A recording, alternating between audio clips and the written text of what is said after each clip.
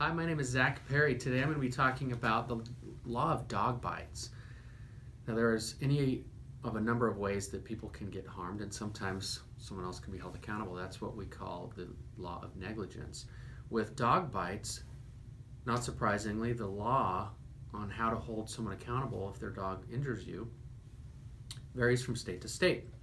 And we call it dog bite law, although that's a bit of a misnomer because it applies not just to bites but any dog attacks. And there's a spectrum of different areas of law. For example, in many states they have something called the one bite rule, and that's the rule that's most friendly to dog owners, and it says that you cannot be held accountable for injuries caused by your dog if it's the first time your dog has ever attacked someone. So the best defense to a dog attack case in one of those states is this is the first time. So you get a free pass no matter how bad you're injured, and then you're on notice that your dog has a propensity for attacking people, and if it happens again, then you'll be held accountable. So that's very dog owner friendly.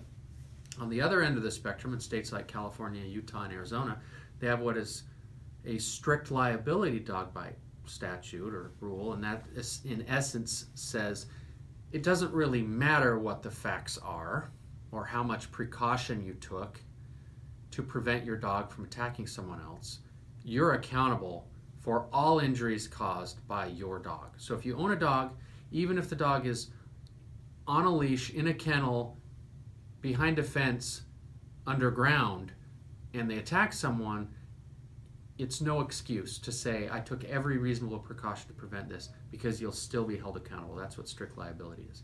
Now, Nevada's somewhere in the middle. They I think it's a fair, a balanced approach where they look at the specific facts and they treat a dog attack case just like any other case.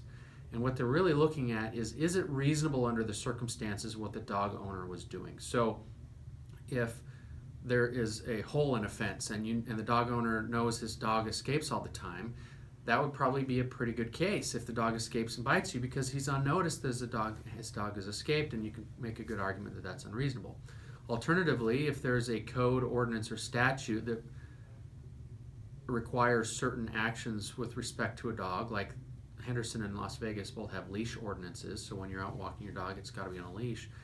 If it's not on a leash, then you can show that they violated the ordinance, and the ordinance was meant to protect people from dogs attacking them, and therefore you can make your case that way. So Nevada has kind of a middle-of-the-road approach where they look at the circumstances of the given attack, and if a court finds that the owner of the dog acted unreasonably, that can be the basis of recovery if you're the victim of a dog attack.